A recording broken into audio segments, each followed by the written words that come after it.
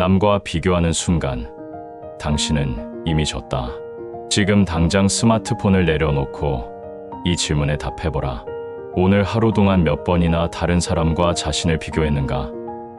출근길에 옆 사람의 명품 구두를 보며 자신의 평범한 신발을 의식했는가? 회사에서 동료의 프레젠테이션을 보며 자신의 부족함을 느꼈는가? 점심시간에 SNS를 보며 친구들의 화려한 일상에 위축되었는가? 퇴근 후 동창생의 승진 소식을 듣고 잠 못 이뤘는가?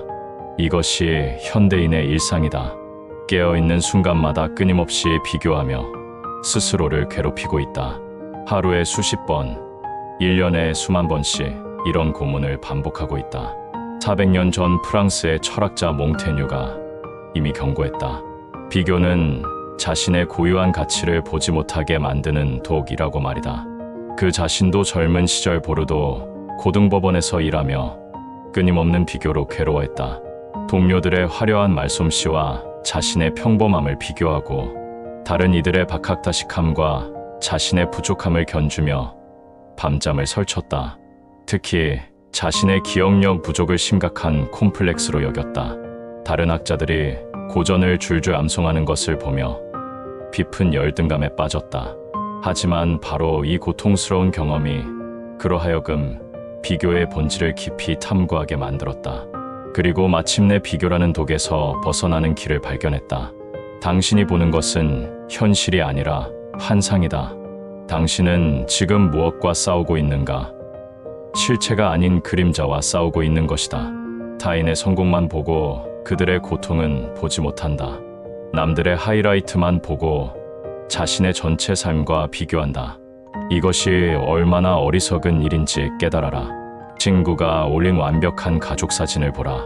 행복한 미소, 예쁜 옷, 멋진 배경. 하지만 그 사진을 찍기 위해 몇 번이나 재촬영했는지는 보이지 않는다. 아이가 울어서 진단 뺀 것도, 남편과 말다툼한 것도, 사진 찍기 위해 빚내서 옷 산 것도 보이지 않는다. 당신은 완벽하게 편집된 1%를 보고 자신의 일상 100%와 비교하고 있다.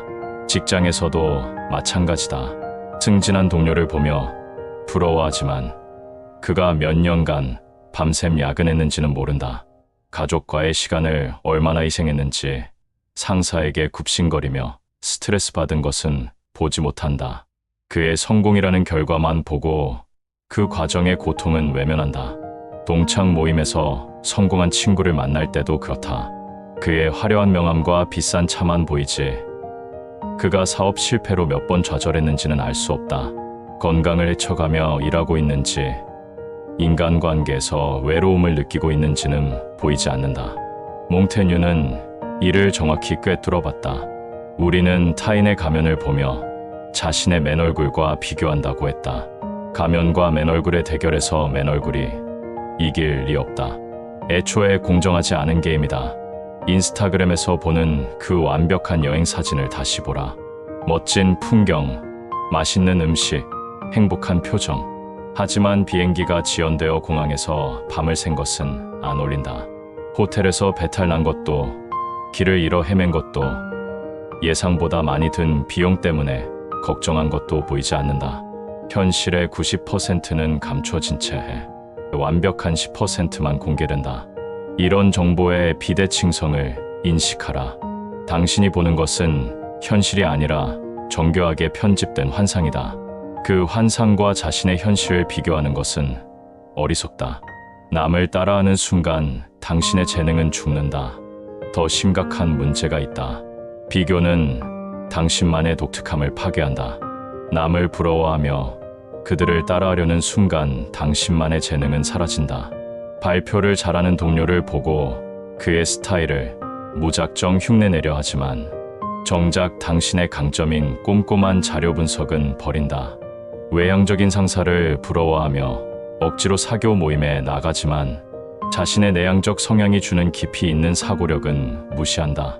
화려한 옷차림의 동료를 따라하려 하지만 자신만의 단정한 스타일이 주는 신뢰감은 포기한다. 이것이 얼마나 어리석은가. 세상에는 당신과 똑같은 사람이 없다. 당신만의 경험, 당신만의 생각, 당신만의 감성, 당신만의 방식이 있다. 그런데 왜 남의 것을 베끼려 하는가? 왜 자신만의 고유함을 버리고 남의 모조품이 되려 하는가? 몽테뉴 자신이 이 함정에 빠졌었다. 젊은 시절 그는 당시 학자들처럼 라틴어로 현학적인 글을 쓰려 했다. 고전 작가들의 인용문을 가득 채우고 객관적이고 학술적인 문체를 구사하려 했다. 하지만 이런 모방은 그에게 만족을 주지 못했다. 억지로 만든 모조품 같았다. 그의 진정한 재능은 다른 곳에 있었다. 솔직하고 개인적인 경험을 바탕으로 한 성찰, 인간의 본성에 대한 예리한 관찰, 일상의 소소한 경험에서 보편적 진리를 끌어내는 능력. 하지만 남을 따라하려는 노력은 이런 고유한 재능을 가렸다. 40대에 접어들어 그는 완전히 다른 방향으로 나아갔다. 남들의 권위에 의존하지 않고 자신의 경험을 솔직하게 써내려갔다.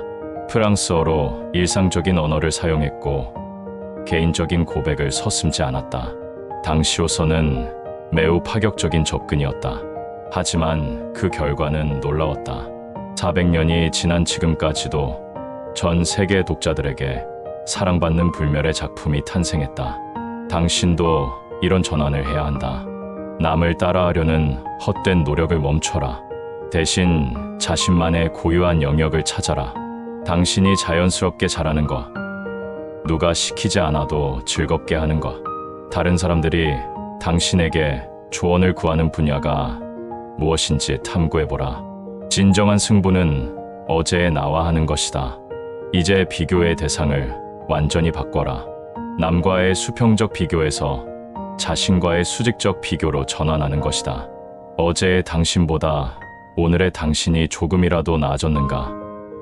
이것이 유일하게 의미 있는 질문이다. 남들은 20대에 성공했는데 당신은 30대라고 조급해하는가? 그래서 무엇인가? 누가 정한 시간표인가? 인생에는 정해진 속도가 없다. 각자의 리듬이 있고 각자의 타이밍이 있다. 몽테뉴는 40대가 넘어서야 본격적인 글쓰기를 시작했다. 젊은 시절 법관과 정치가로서의 경험이 오히려 그의 철학적 깊이를 더해주었다. 만약 그가 20대에 성공한 다른 작가들과 자신을 비교하며 포기했다면 세상은 수상록이라는 위대한 작품을 영원히 잃었을 것이다. 컬넬 샌더스는 65세에 KFC를 창업했다. 그 전까지는 평범한 주유소 운영자였다. 만약 그가 젊은 기업가들과 자신을 비교하며 이미 늦었다고 포기했다면 어떻게 되었을까? 당신도 마찬가지다. 당신만의 시간표가 있다. 남의 시계를 보지 말고 자신의 시계를 봐라. 중요한 것은 어제의 당신보다 오늘의 당신이 조금이라도 나아지는 것이다. 매일 자신에게 이 질문을 던져라. 오늘 나는 어제보다 무엇이 나아졌는가? 아주 작은 것이라도 좋다. 책을 한 페이지 더 읽었다. 운동을 10분 더 했다. 동료에게 먼저 인사했다. 가족에게 더 친절했다. 새로운 것을 하나 배웠다. 이런 작은 성장들이 모여서 큰 변화를 만든다. 남과 비교할 때는 절망감만 생긴다. 하지만 자신과 비교할 때는 희망이 생긴다. 성장이 보이고 발전이 느껴진다. 이것이야말로 지속 가능한 동력이다. 이론만 가지고는 변화가 일어나지 않는다. 지금 당장 실천할 수 있는 구체적인 방법을 제시한다. 첫째, 비교 인식 일기를 써라. 매일 밤 5분간 오늘 누구와 무엇을 비교했는가를 솔직하게 기록해라. 언제 어디서 누구와 비교했는지, 그때 어떤 감정을 느꼈는지 구체적으로 적어라. 예를 들어 오전 10시 지하철에서 옆 사람의 명품 가방을 보며 내 가방과 비교, 기분 초라함, 부러움처럼 말이다. 의식하지 못했던 비교 습관을 발견할 것이다. 의식하는 순간 통제할 수 있다. 둘째, 감사 전환법을 써라. 누군가와 비교하고 싶은 충동이 들 때마다 즉시 감사 3가지 찾기를 실행해라. 지금 이 순간 자신이 가진 것 중 감사할 것 3가지를 떠올려라. 건강한 몸, 따뜻한 가족, 안정된 직장, 배울 수 있는 기회, 지금까지의 경험, 무엇이든 좋다.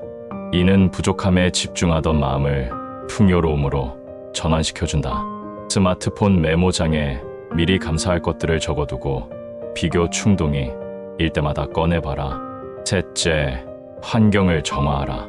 SNS에서 당신을 우울하게 만드는 계정들을 과감히 언팔로우해라. 망설이지 마라. 당신의 정신건강이 그들의 기분보다 중요하다. 대신 당신에게 영감을 주고 배움을 주는 계정들을 늘려라.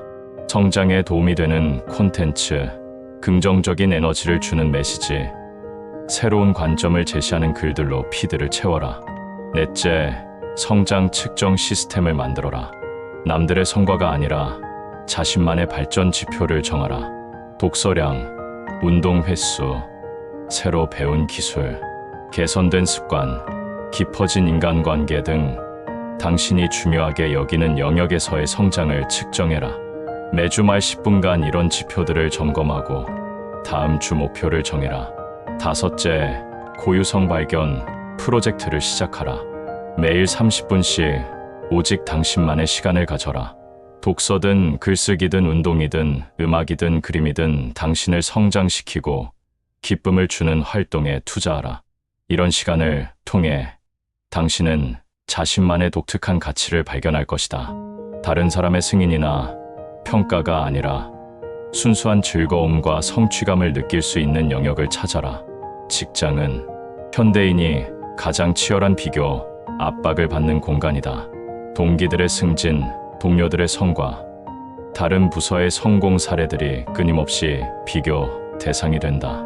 하지만 이때도 몽테뉴의 원칙을 적용할 수 있다. 무엇보다 자신만의 직업적 가치관을 명확히 하라. 당신이 진정으로 중시하는 것이 무엇인가? 높은 연봉인가? 업무의 안정성인가?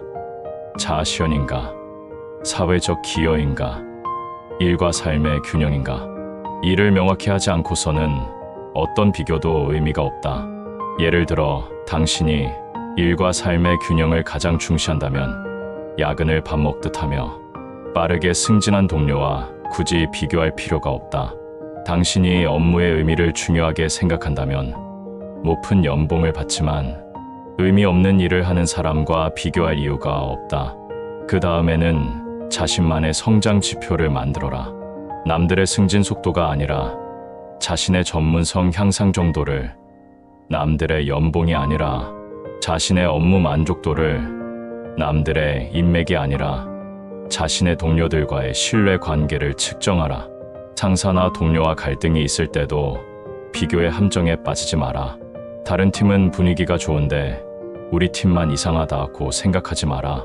모든 조직에는 나름의 문제가 있다. 대신 이 상황에서 내가 할 수 있는 최선은 무엇인가를 생각하라. 친구들이나 동창들과의 만남에서도 비교는 불가피하게 일어난다. 누군가는 결혼했고, 누군가는 성공했고, 누군가는 해외에서 살고 있다. 이런 상황에서 어떻게 비교의 독을 피할 수 있을까? 핵심은 각자의 선택과 상황을 인정하는 것이다. 모든 선택에는 얻는 것과 잃는 것이 있다. 결혼한 친구는 가정의 행복을 얻었지만 개인의 자유는 제한받는다. 성공한 친구는 경제적 여유를 얻었지만 스트레스와 피로를 감수해야 한다.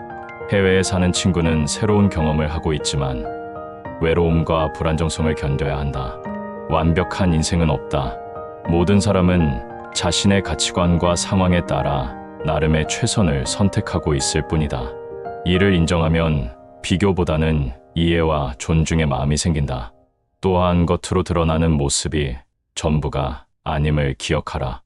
행복해 보이는 부부도 집에서는 갈등이 있을 수 있고, 성공해 보이는 친구도 내적으로는 공허함을 느낄 수 있다. 당신이 보는 것은 그들 삶의 일부분일 뿐이다. 비교를 끊는 순간 진정한 자유가 시작된다. 몽테뉴의 핵심 메시지는 명확하다. 끊임없는 비교는 현실을 왜곡시키고 고유한 재능을 파괴하며 진정한 성장을 방해한다. 하지만 자기 인식을 바탕으로 자신과의 비교로 전환하고 자신만의 고유한 길을 걸어갈 때 우리는 진정한 행복과 성공을 얻을 수 있다. 이는 단순한 긍정적 사고나 자기 위안이 아니다. 400년의 시간을 견뎌온 검증된 지혜다. 몽테뉴뿐만 아니라 수많은 현명한 사람들이 경험을 통해 확인한 진리다. 더 이상 남의 눈치를 보며 살지 마라. 남들의 성공 일정표에 맞춰 살려고 하지 마라. 남들의 기준으로 자신을 평가하지 마라. 당신에게는 당신만의 속도가 있고 당신만의 길이 있으며 당신만의 가치가 있다. 비교의 감옥에서 벗어나는 순간 진정한 자유가 시작된다. 당신만의 속도로 당신만의 방식으로 당신만의 가치를 추구하며 살아가는 자유 말이다. 이것이야말로 몽테뉴가 우리에게 전하는 가장 소중한 선물이다. 지금 이 순간부터 시작하라. 오늘부터 남과의 비교를 멈추고 어제의 나와 비교하라. 남들의 하이라이트를 부러워하지 말고 자신의 전체 삶을 소중히 여겨라. 남의 재능을 흉내내려 하지 말고 자신만의 독특함을 발견하고 개발하라. 선택은 당신의 몫이다. 계속해서 비교의 지옥에서 고통받을 것인가? 아니면 오늘부터 자유롭고 의미 있는 삶을 시작할 것인가? 몽테뉴는 이미 길을 보여주었다. 이제 그 길을 걸어가는 것은 당신의 몫이다.